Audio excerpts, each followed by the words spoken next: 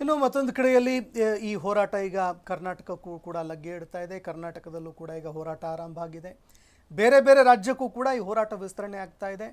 ಅದರಲ್ಲೂ ಕೆಲವೇ ದಿನಗಳ ಹಿಂದೆ 2014ರಲ್ಲಿ ಒಬ್ಬ ಆರೋಪಿ ಇದ್ದ, ಪ್ರಮುಖ ಆರೋಪಿ, ನೀಟ್ ಪೇಪರ್ ಲೀಕದ್ದು. ಆ ಆರೋಪಿಗೆ ಬೇಲ್ ಸಿಕ್ಕಿದೆ. 90 ದಿನಗಳವರೆಗೆ ಚಾರ್ಜ್ ಶೀಟ್ ಸಲ್ಲಿಕೆ ಆಗಲ್ಲ ಅವ್ರದ್ದು. ಅದಾದ ನಂತರ ಏನೋ ಬೇಲ್ ಸಿಕ್ಕಿದೆ ಅಂತ. ಹೀಗಾಗಿ ಹೋರಾಟ ಮತ್ತೆ ತೀವ್ರ ಆಗುತ್ತೆ ಅನ್ನೋ ಮಾತುಗಳು ಕೂಡ ಕೇಳಿಬರ್ತಾ ಇದೆ. ಮೈಸೂರಿನಲ್ಲೂ ಕೂಡ ಹೋರಾಟ ನಡೀತು ಇವತ್ತು ಕರ್ನಾಟಕದಲ್ಲಿ. ಮೈಸೂರಿನಲ್ಲಿ ಇವತ್ತು ಕೆಲವು ಶೈಕ್ಷಣಿಕ ಒಕ್ಕೂಟಗಳು, ಅಂದರೆ ಕೆಲವು ಸಂಘಟನೆಗಳು ಎಲ್ಲರೂ ಸೇರಿಕೊಂಡು ಹೋರಾಟ ಮಾಡಿದ್ದಾರೆ. ಬೇರೆ ಬೇರೆ ರಾಜ್ಯದಲ್ಲೂ ಕೂಡ ಸಾಕಷ್ಟು ಹೋರಾಟಗಳು ಆಗ್ತಾ ಇದೆ. ಇನ್ನು ಪ್ರಧಾನಿ ಮೋದಿ ಅವರು ಏನು ಮಾತಾಡಿದ್ರು ಈ ವಿಚಾರಕ್ಕೆ ಸಂಬಂಧಪಟ್ಟಂತೆ ನೋಡಿ. फ्रेंड्स, मैं जानता हूं कि पेपर लीक ये कोई मामूली विषय नहीं है। लाखों विद्यार्थी और उनके अभिभावकों के लिए बहुत ही पीड़ादायक है और इसलिए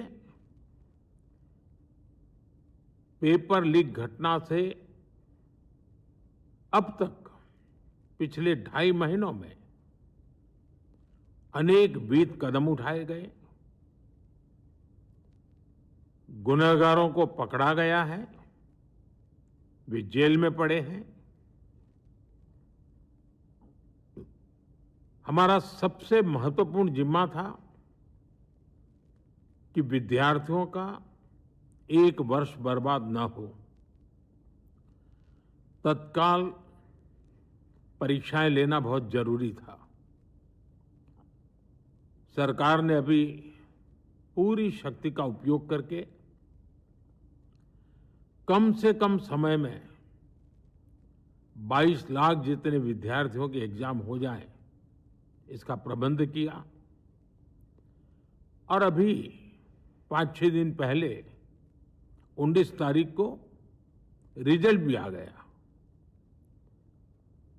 और देश भर में उत्तीर्ण हो गए विद्यार्थियों की खुशियों की खबरें भी आ रही हैं।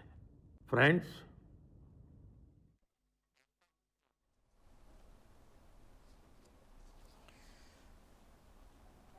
ಇನ್ನು ರಾಜ್ಯದಲ್ಲೂ ಕೂಡ ಹೋರಾಟ ನಡೆದಿದೆ. ಮೈಸೂರು ಸಾಂಸ್ಕೃತಿಕ ನಗರಿಯಲ್ಲಿ ಶೈಕ್ಷಣಿಕ ಒಕ್ಕೂಟಗಳು ಬೃಹತ್ ಪ್ರತಿಭಟನೆಯನ್ನು ಮಾಡಿದ್ದಾವೆ. ಇತ್ತ ಬೆಳಗಾವಿಯಲ್ಲೂ ಕೂಡ ಉತ್ತರ ಕರ್ನಾಟಕದಲ್ಲಿ ಧರಣಿಗಳು ತೀವ್ರವಾಗಿ ನಡೀತಾ ಇದೆ.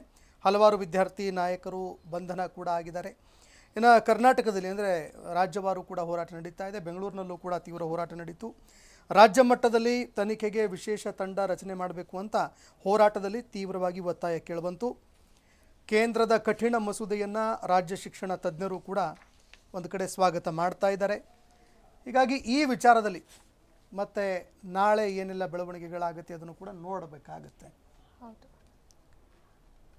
ಒಂದು ರೀತಿಯಾಗಿ ನೀಟ್ ಕಿಚ್ಚು ದೇಶ ವ್ಯಾಪಿ ಹಬ್ಬಿರುವಂತಕ್ಕದ್ದು. ಎಲ್ಲ ಕಡೆ ಕೂಡ ಪ್ರತಿಭಟನೆ ನಡೀತಾ ಇದೆ. ಪ್ರತಿಭಟನೆ ದಿನಕ್ಕೆ ಪ್ರತಿಭಟನೆ ಜಾಸ್ತಿನೇ ಆಗ್ತಾ ಇರುವಂತಕ್ಕದ್ದು. ರಾಜಕೀಯ ಸ್ವರೂಪ ಕೂಡ ಇದು ಪಡೆದುಕೊಂಡಿರುವಂತಕ್ಕದ್ದು. ಧರ್ಮೇಂದ್ರ ಪ್ರಧಾನ್ ಅವರ ರಾಜೀನಾಮೆ ಕೊಡ್ಬೇಕಂತ ಬಿಗಿ ಪಟ್ಟಿರುವಂತದ್ದು. ಹಾಗೆ ಈ ಸಂಸತ್ ಅಧಿವೇಶನ ಆರಂಭ ಆದ ದಿನದಿಂದಲೂ ಕೂಡ ಕಲಾಪ ಮುಂದೂಡಿಕೆ ಆಗ್ತಿರುವಂತದ್ದು. ಈ ವಿಚಾರವಾಗಿ ಮುಂದೂಡಿಕೆ ಆಗಿದೆ. ಸೋಮವಾರಕ್ಕೆ ಮುಂದೂಡಿಕೆ ಆಗಿರುವಂತಕ್ಕದ್ದು. ವಿಪಕ್ಷಗಳು ಕೂಡ ಪಟ್ಟು ಹಿಡಿದಿವೆ. ಈ ವಿಚಾರವಾಗಿ ಚರ್ಚೆ ಆಗಲೇಬೇಕು. ಪ್ರಧಾನಿ ಅವರು ವಿಡಿಯೋ ಮೂಲಕ ಆನ್ಸರ್ ಕೊಟ್ರೆ ಆಗೋದಿಲ್ಲ. ಸಂಸತ್ತಿಗೆ ಬರಬೇಕು, ಆನ್ಸರ್ ಕೊಡಬೇಕು, ಅಲ್ಲೇ ಉತ್ತರ ಕೊಡಬೇಕು. ಹೌದು, ಅದರ ಜೊತೆಗೆ ಹೆಸರೇನಾದ್ರೂ ತಗೊಂಡು ಮಾತಾಡಿದ್ರೆ ನಡುವೆ ಉತ್ತರ ಕೊಡೋದಕ್ಕೆ ನಮಗೂ ಕೂಡ ಕ್ರಾಸ್ ಕ್ವಶನ್ಸ್ ಮಾಡೋದಕ್ಕೆ ಅವಕಾಶ ಮಾಡಿಕೊಡ್ಬೇಕು ಅಂತ ಕೂಡ ವಿಪಕ್ಷ ನಾಯಕರು ಕೇಳ್ತಾ ಇದ್ದಾರೆ. ಹೀಗಾಗಿ ಸೋಮವಾರ ತುಂಬಾ ಬಿಸಿ ಇರುತ್ತೆ ಒಂದು ಕಡೆ ಸದನ ಅಂತ ಹೇಳಿದ್ರು ತಪ್ಪಾಗಲ್ಲ. ಇನ್ನು ನಾಳೆ ಮಧ್ಯಾಹ್ನ ಏನಾಗುತ್ತೆ ಅದನ್ನು ನೋಡ್ಬೇಕಾಗತ್ತೆ. ನಾವು ನಾಳೆ ಮಧ್ಯಾಹ್ನ 3:30 ಒಳಗಾಗಿ ಏನು JP ನಡ್ಡಾ ಅವರು, ನಾವು ಎಲ್ಲರೂ ಚರ್ಚೆ ಮಾಡ್ಕೊಂಡು ನೀವೇನು 3 ಬೇಡಿಕೆಗಳನ್ನು ಇಟ್ಟಿದ್ದೀರಾ, 5 ಸಜೆಷನ್ಸ್ ಏನು ಕೊಟ್ಟಿದ್ದೀರಾ, ಅದರ ಮೇಲೆ ನಾವೆಲ್ಲರೂ ಚರ್ಚೆ ಮಾಡ್ಕೊಂಡು ಅದರಲ್ಲಿ ಯಾವ್ಯಾವುದನ್ನು ಒಪ್ಕೊಳ್ಬಹುದು, ಯಾವ್ಯಾವುದರ ಬಗ್ಗೆ ಮುಂದೆ ಪುನರ್ ಪರಿಶೀಲನೆ ಮಾಡ್ಬೋದು, ಅದಕ್ಕೆ ಸಂಬಂಧಪಟ್ಟಂತೆ ನಾಳೆ ಉತ್ತರ ಕೊಡ್ತೀನಿ ಅಂತ ಇವತ್ತೇನು ಹೇಳಿದ್ದಾರೆ.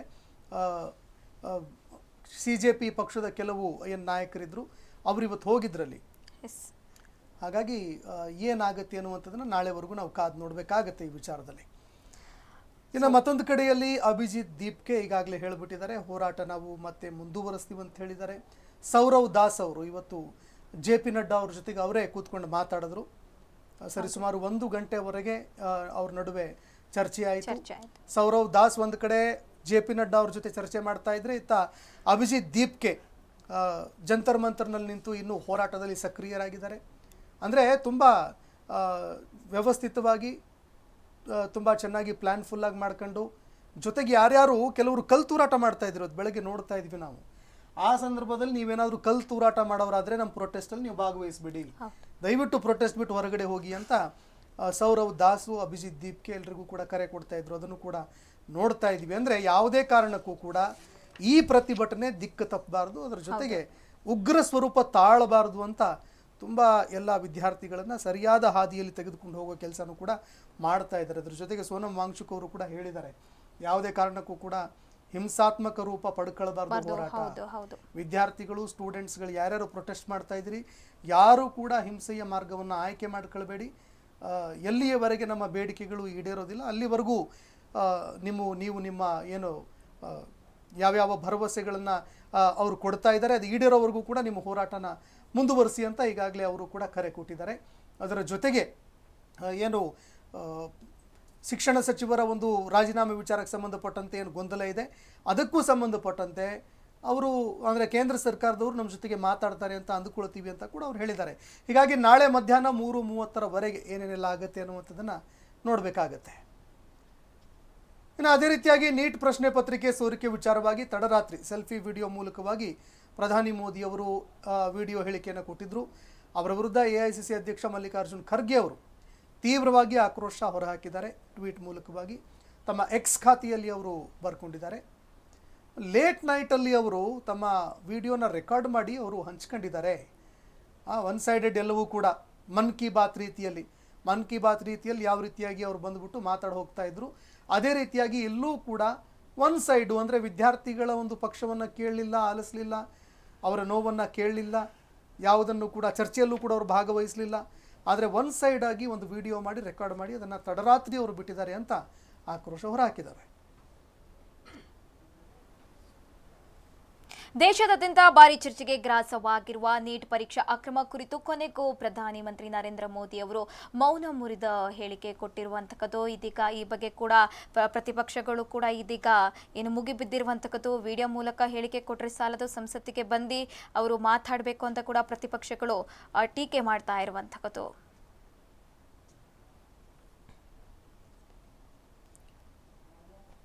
Life and future is much important, and today in today's cabinet they will discuss about it. I am very happy. At least he has opened after 15 months, 15 days or 1 month. He has opened up. I think that is important. We all work for our children's future and youth future. At least now, I think he has opened up. The entire country has opened up. Life and future is much important, and today in today's cabinet they will discuss about it. I am very. ಇನ್ನು neat ಪರೀಕ್ಷೆಯಲ್ಲಿ ಲೋಪ ಆಗಿರುವಂಥದ್ದನ್ನು ವಿರೋಧಿಸಿ ನಡೀತಾ ಇರುವಂತಹ ಹೋರಾಟದ ಹಿಂದೆ ವಿದೇಶಿ funding ಇದೆ ಅಂತ ಶಾಸಕ CC ಪಾಟೀಲ್ ಅವರು ಗಂಭೀರ ಆರೋಪ ಮಾಡಿದ್ದಾರೆ. ಇದೇನು ಹೊಸತಲ್ಲ, ಈ ಹಿಂದೆಯೂ ಕೂಡ ಸಾಕಷ್ಟು ಬಾರಿ ಆರೋಪಗಳನ್ನು ಮಾಡಿದರು. ಈ ಆರೋಪಗಳ ಹೊರತಾಗಿಯೂ ಕೂಡ ಹೋಗಿ ಚೀನಾ ಏಜೆಂಟ್ ಅಂತ ಕೂಡ ಹೇಳ್ತಾ ಇದ್ರು. ಅದೇ ಸೋನಂ ವಾಂಗ್ಚುಕ್ ಅವರನ್ನ ಭೇಟಿಯಾಗಿ ಮಾತುಕತೆ ನಡೆಸಿ ಹೋರಾಟವನ್ನು ಅಂತ್ಯ ಕಾಣಿಸ್ತಾ ಇದ್ರು. CC ಪಾಟೀಲ್ ಅವರು ಏನು ಹೇಳಿದ್ದಾರೆ ಕೇಳಿ. ದೇಶದ ಯುವಶಕ್ತಿಯನ್ನು ಉದ್ದೇಶಿಸಿ ನೀಟ್ ಪರೀಕ್ಷೆಯಲ್ಲಿ ಆದಂಥ ಲೋಪದೋಷಗಳನ್ನು ಗುರುತಿಡಿದು ತಪ್ಪಿತಸ್ಥರಿಗೆ ಶಿಕ್ಷೆಯನ್ನು ಕೊಡಲಿಕ್ಕೆ 5 ಫಾಸ್ಟ್ ಟ್ರ್ಯಾಕ್ ಕೋರ್ಟ್ಗಳನ್ನು ತೆರಿತೀವಿ ಅನ್ನುವಂಥ ಭರವಸೆಯನ್ನು ಕೊಟ್ಟಿದ್ದಾರೆ. ಈ ಭರವಸೆಯನ್ನು ಸ್ವಾಗತ ಮಾಡ್ತಾ ಉಪವಾಸ ಕುಂತಂಥ ವಾಂಗ್ಚುಕ್ ಅವರು ಕೂಡ ನಿರಸನವನ್ನು ಮುಕ್ತಾಯಗೊಳಿಸಿದ್ದು ಸಂತೋಷದ ವಿಷಯ. ಅವರ ಆರೋಗ್ಯ ಶೀಘ್ರವೇ ಚೇತರಿಸಿಕೊಳ್ಳಿ ಅಂತ ನಾನು ಹಾರೈಸುತ್ತಾ, ಮುಖ್ಯವಾಗಿ ಮೊನ್ನೆ ರಾಹುಲ್ ಗಾಂಧಿಯವರ ನಡೆ ಈ ದೇಶದಲ್ಲಿ ಪ್ರಶ್ನಾರ್ಥಕ ಚಿಹ್ನೆಯನ್ನು ಮೂಡಿಸಿದೆ. ಆ ವಿದ್ಯಾರ್ಥಿಗಳು ಕಳೆದ 20-25 ದಿವಸಗಳಿಂದ ಜಂತರ್ ಮಂತರದಲ್ಲಿ ನಿರಸನದಲ್ಲಿ ವ್ಯಕ್ತವಾಗಿ ಕೂತಿದ್ದರು. ಒಂದು ದಿನವೂ ಅದರ ಬಗ್ಗೆ ಮಾತನಾಡಲಿಲ್ಲ, ಒಂದು ದಿನವೂ ಅವ್ರ ಕಡೆ ಹೋಗಿ ಭೇಟಿ ಆಗಲಿಲ್ಲ. ಲೋಕಸಭೆಯ ಅಧಿವೇಶನ ಪ್ರಾರಂಭವಾಗುವಾಗ ಜನರನ್ನು ಕರ್ಕೊಂಡು ಹೋಗಿ ಲೋಕಸಭೆಗೆ ನುಗ್ಗಿಸುವಂಥ ಪ್ರಯತ್ನ ಅವರೊಬ್ಬರು ವಿರೋಧ ಪಕ್ಷದ ನಾಯಕರು. You will be called as a shadow prime minister. ತಾನಿರುವಂಥ ಪ್ರಜಾಪ್ರಭುತ್ವದ ದೇಗುಲದೊಳಗೆ ಜನರನ್ನು ಹೋಗಿಸಿ ದಾಂಧಲೆ ಮಾಡ್ತೇವೆ ಅನ್ನುವಂಥದ್ದು. ಎಸ್, ನೀಟ್ ಕಿಚ್ಚು ದೇಶ ವ್ಯಾಪ್ತಿ ಹಬ್ಬಿರುವಂತಕ್ಕದ್ದು. ಒಂದು ಕಡೆ ಸಂಸದಲ್ಲೂ ಕೂಡ ಪ್ರತಿಪಕ್ಷಗಳು ಮುಗಿಬೀಳ್ತಾ ಇದೆ ಕೇಂದ್ರ ಸರ್ಕಾರದ ವಿರುದ್ಧ, ಎಲ್ಲ ಕಡೆ ಹೋರಾಟ ಆಗ್ತಾ ಇರುವಂತಕ್ಕದ್ದು. ಮುಂದಿನ ಸೋಮವಾರಕ್ಕೂ ಕೂಡ ಕಲಾಪ ಮುಂದೂಡಿರುವಂತಕ್ಕದ್ದು. ಈಗ ಸದ್ಯ ಏನು ನೀಟ್ ಪರೀಕ್ಷೆ ಕಾವು ಒಂದು ರೀತಿಯಾಗಿ ಎಲ್ಲ ಕಡೆ ವ್ಯಾಪಿಸಿರುವಂತಕ್ಕದ್ದು. ಇದು ಮುಂದಿನ ದಿನಗಳಲ್ಲಿ ಯಾವ ರೀತಿಯಾಗಿ ಯಾವ ಹಂತಕ್ಕೆ ತಲುಪುತ್ತೆ ಅಂತ ನೋಡಬೇಕು ಅನ್ನೋದು. ಹೌದು.